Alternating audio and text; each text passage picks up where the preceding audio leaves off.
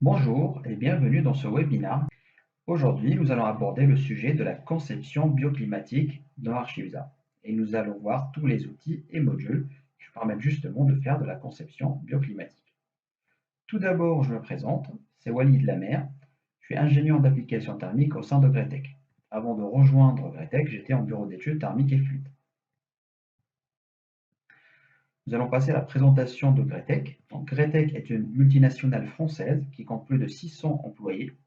Ces activités s'articulent autour de ces quatre piliers.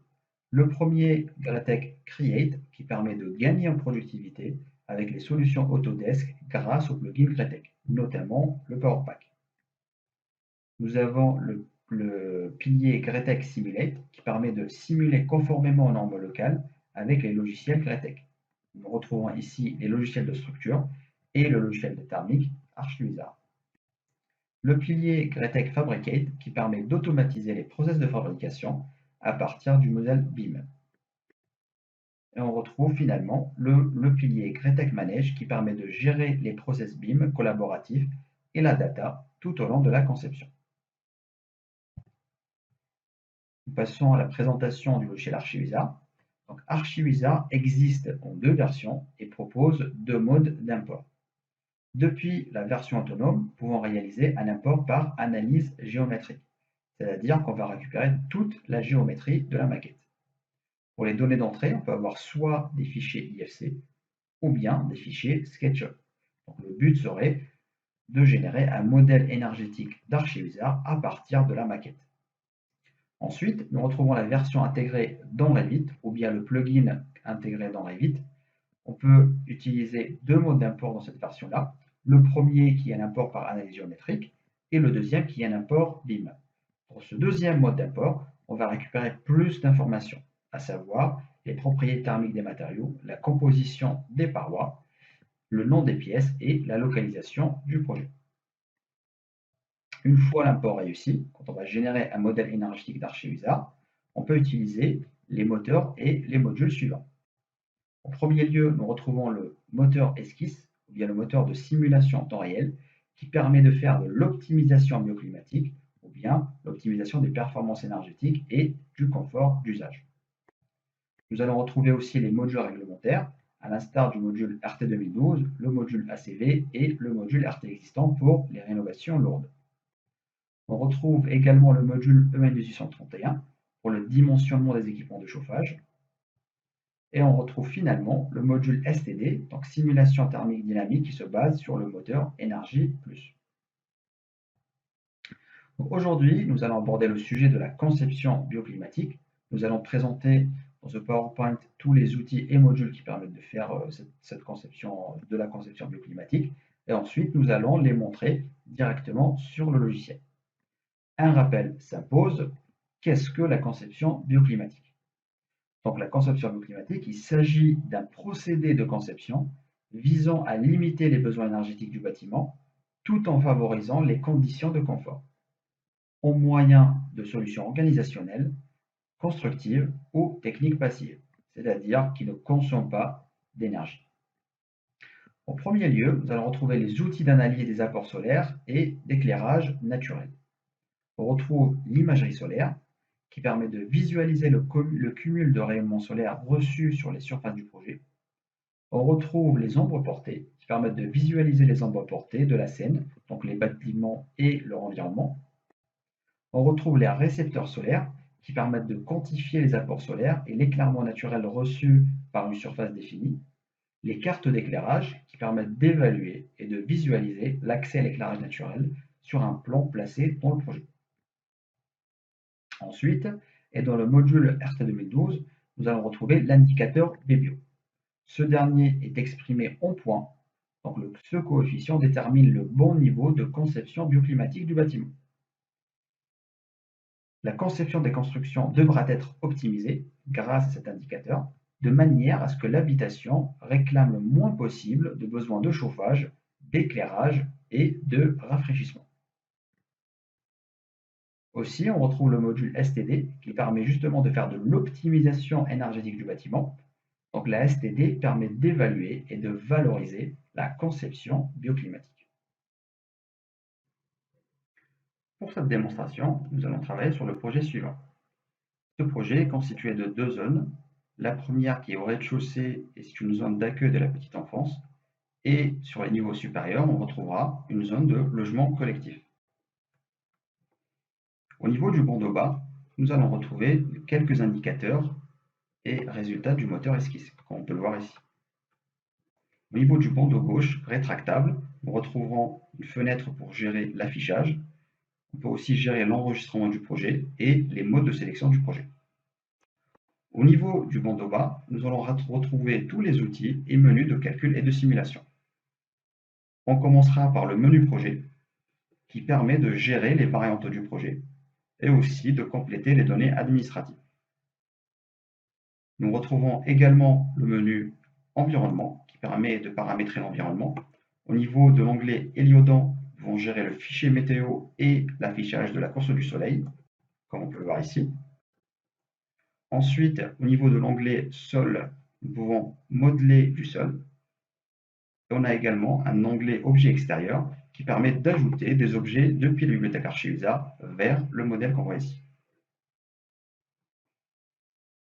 Nous retrouvons aussi donc, le menu Modèle qui permet de paramétrer le bâtiment.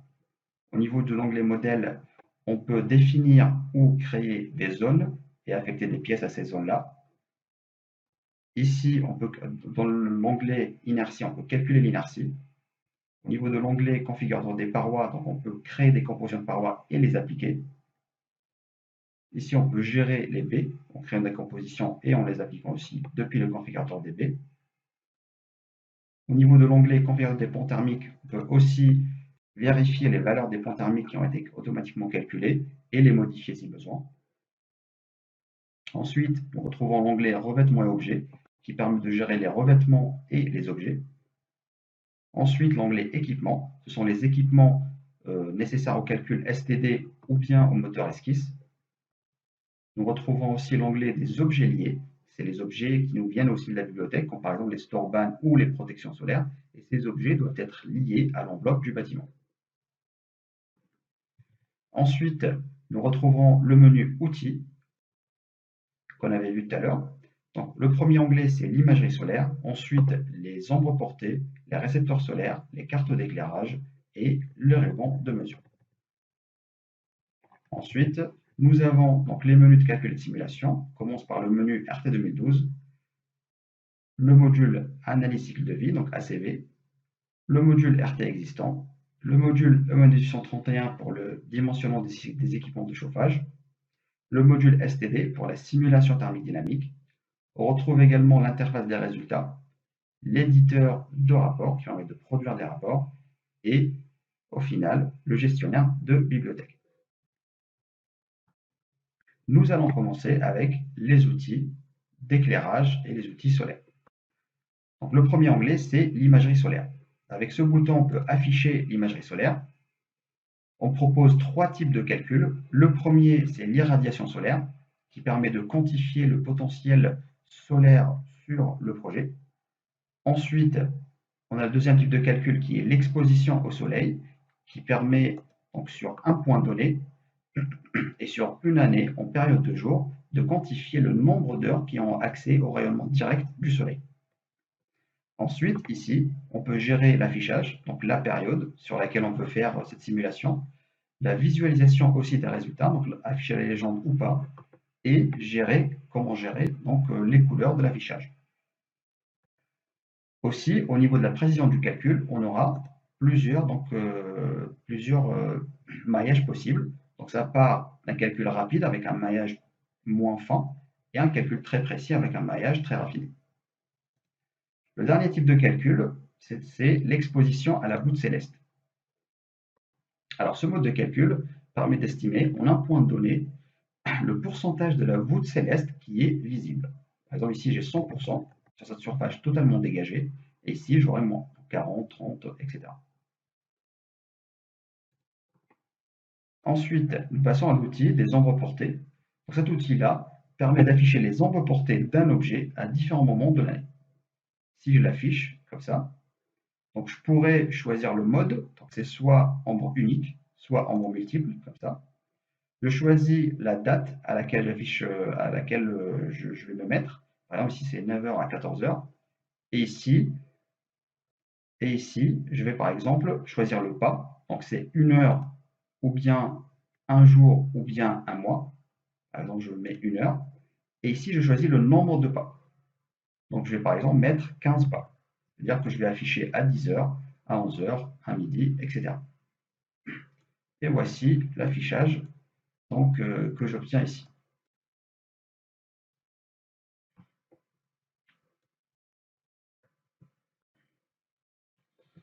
Voilà. Ensuite, nous avons l'outil récepteur solaire qui permet de quantifier les apports solaires et l'accès à l'éclairage naturel. Donc pour l'utiliser, il suffit de faire un glisser-déposer au niveau de cet élément directement sur le projet, comme on peut le voir ici. Donc on ajoute cette cellule. Donc on peut modifier ses dimensions, donc largeur, hauteur et la distance, et aussi quelques paramètres avancés, pour le calcul du rayonnement direct, du diffus et de l'indirect. On peut aussi choisir le nombre de points de mesure. Donc ici, je pourrais prendre 40 points et je peux les afficher pour avoir plus de précision sur les calculs. Les résultats de cet outil se trouveront au niveau de l'interface des résultats. Donc ici, j'ai un onglet outils qui s'ajoute au moment de l'ajout de la cellule ici, de la carte, et je peux voir les informations qui résultent. Donc j'aurai la réception solaire, donc le total disponible. Ici, j'ai le total reçu, donc du direct, diffus et de l'indirect. J'aurai les pertes par masquage. Donc ici, ils sont à hauteur de 4%. Et j'aurai aussi des informations sur la réception lumineuse, donc type de ciel, heure de jour, heure d'exposition au soleil. Nous avons aussi les cartes d'éclairage qui permettent d'estimer et d'évaluer l'accès à l'éclairage naturel sur le projet. Pour générer des cartes d'éclairage, on a deux méthodes. Soit via un glisser-déposer directement depuis l'élément carte d'éclairage sur le projet, en précisant les options ici, donc type de ciel, la prise en compte de l'éclairement direct, le type de carte, donc les dimensions, la résolution de la cellule, son orientation et sa distance par rapport au sol. Et aussi, on peut ajouter donc un seuil FLJ pour les exigences des différentes certifications, donc HQE, l'IDBRIM. Donc on aura un rapport à la fin qui va préciser tous les coefficients qui vont dépasser une certaine valeur. Il existe aussi une deuxième méthode qui consiste à générer une carte par pièce. Je peux générer une carte par pièce. Et pour l'exemple, je vais afficher les cartes sur le dernier niveau du projet. Donc je sélectionne toutes les pièces qui sont au dernier niveau, donc c'est l'étage 5. Avec un clic droit, je peux afficher ces cartes d'éclairage, comme on peut le voir ici. Là, ils sont créés et je peux les visualiser ici. Ensuite, pour le mode de calcul, au niveau de l'onglet Options, je peux générer donc les distances par rapport au sol des cartes et le décalage à la paroi. Ici. Je peux gérer aussi l'opacité de la visualisation et je peux choisir le type de calcul. Donc, soit il s'agit de calcul de l'éclairement, donc ici on a des valeurs en luxe, ou bien je peux faire le calcul donc, du facteur de lumière de jour, comme on peut le voir ici, donc le FLJ. Ici, on définit les valeurs max de l'échelle, donc ils vont bien évidemment impacter l'affichage. Si je me mets à 9%, donc, ça va changer. Ici, j'ai le rendu. Donc je choisis donc pseudo-couleur, degré gris, etc. ou pseudo-couleur plus court, comme on peut le voir ici. Et je choisis entre rendu lissé, afficher la grille ou afficher les points de mesure. On peut avoir plus de résultats au niveau de l'interface des résultats. Donc ici, au niveau du menu de l'onglet outils, nous avons des cartes d'éclairage qui s'affichent par pièce. Si je sélectionne cette pièce-là, donc nous pouvons voir des chiffres clés. Donc toutes les informations relatives à cette carte, donc le type de ciel, l'éclairement reçu, le FLJ moyen, l'éclairement moyen reçu aussi, et le ratio de surface respectant l'exigence, donc FLJ minimum supérieur à 2%. Aussi, nous pouvons voir les cartes ici. Voilà. Et on propose plusieurs résultats sur ces cartes-là. Il nous reste un dernier outil, c'est le ruban de mesure qui sert juste à faire des mesures de distance. Pas plus que ça. Ensuite, nous allons passer au module RT2012. Donc, pour rappel, nous nous intéressons à l'indicateur BBio qui représente en fait les besoins bioclimatiques du projet. Alors, cet indicateur-là dépend fortement des performances de l'enveloppe du bâtiment, du renouvellement d'air et de l'inertie du bâtiment. La plupart des informations sont directement reprises du modèle énergétique d'Archivisa, depuis ce modèle-là et depuis son paramétrage. Et il reste quelques informations complémentaires propres à la méthode THBCE qui doivent être complétées au niveau du module ART 2012. Au niveau du module ART 2012, on retrouve 5 onglets. Le premier, c'est l'onglet bâtiment, qui sert au paramétrage du bâti. Donc ici, c'est toutes les informations nécessaires pour un calcul de BBio. Ensuite, on retrouve l'onglet équipement, qui nous permet de renseigner, de saisir des équipements pour faire un calcul des consommations énergétiques. L'onglet rapport, qui permet de compléter des données administratives et de valider les exigences de moyens pour la génération du rapport de l'R7. Ensuite, l'onglet calcul, qui permet de choisir le mode de calcul. Et à la fin, l'onglet options, qui permet de gérer quelques options d'affichage. Nous revenons ici sur l'onglet bâtiment. Donc on retrouve la structure de la RT 2012, c'est-à-dire l'élément projet, ensuite bâtiment, zone et groupe. Au niveau de chaque élément, on va retrouver des informations. Et quand on retrouve le chaînon bleu, ceci veut dire que l'information a été directement tirée du modèle énergétique d'Archivisa. Et même chose donc, pour le bâtiment, même chose pour la zone ici, voilà, avec toutes ces informations-là. Même chose pour le groupe. Donc ici, il y a une petite information sur le débit spécifique qui a directement été repris dans Archivisa, parce qu'on le calcule aussi automatiquement, soit avec un calculateur, avec une calculatrice ou avec une saisie manuelle. Voilà, c'est le débit hygiénique minimal pour le BBio. On a aussi quelques autres informations, comme groupe traversant en surventilation ou non, l'énergie principale utilisée est-elle le bois ou non, qu'il faut compléter. Ensuite, au niveau du groupe, nous allons retrouver des informations sur la perméabilité, on peut le voir ici, qui a directement été récupérée, sur l'inertie, qui est automatiquement calculée dans Archivisa avec la méthode par points, des règles THBAT. Ensuite, nous retrouverons donc toutes les paroles du projet qui ont été récupérées du modèle, on peut le voir ici, avec toutes les informations récupérées. Les ponts thermiques aussi, qui ont été récupérés. On peut aussi forcer les valeurs directement depuis le module ART 2012 sans que ces valeurs changent dans le modèle énergétique d'Archivisa pour faire des simulations ou des tests. Ensuite, nous retrouvons donc les baies du projet, même principe, avec les masques donc, de l'ART 2012. Comme ça. Une fois que tout a été vérifié et que tout a été paramétré donc, sur le modèle énergétique, il suffit de lancer un calcul en mode THB, c'est pour le calculateur, pour l'indicateur BBio. Alors, ce calcul, donc, il est censé optimiser la conception bioclimatique, mais il permet aussi de générer une attestation R7 qui permet de l'ajouter au dossier donc, au moment du dépôt de permis de construire. J'écrase la variante. Ici, le calcul a abouti. Donc, j'ai un BBio de 78,2 points par rapport à un BBio max qui est de 83,2. Donc là, je respecte cette exigence de résultat. Je peux aussi avoir plus de détails, par exemple les besoins par poste. Et là, je sais que pour les deux zones ici, donc les besoins de chauffage, je suis à 26, à 37 ici, le refroidissement c'est 0, et la part d'éclairage qui est ici. Ça, c'est l'indicateur du BBio. Ensuite, nous passons maintenant au module STD. Alors, le module STD, il permet de déterminer le comportement thermique du bâtiment en tenant compte de différents paramètres. Par exemple, les apports solaires, la performance de l'enveloppe, le renouvellement d'air, etc.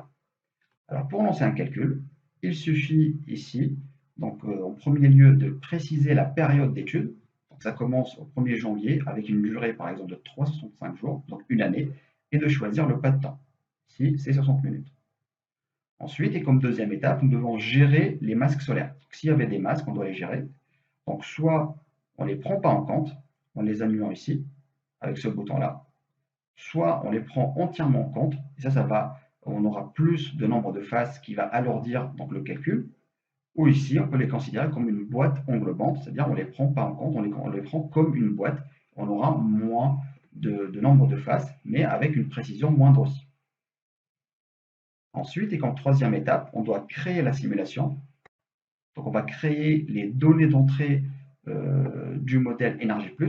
Ce qui va se passer ici, c'est qu'on va convertir ou on va traduire le modèle énergétique d'Archivisa vers un modèle Energy+.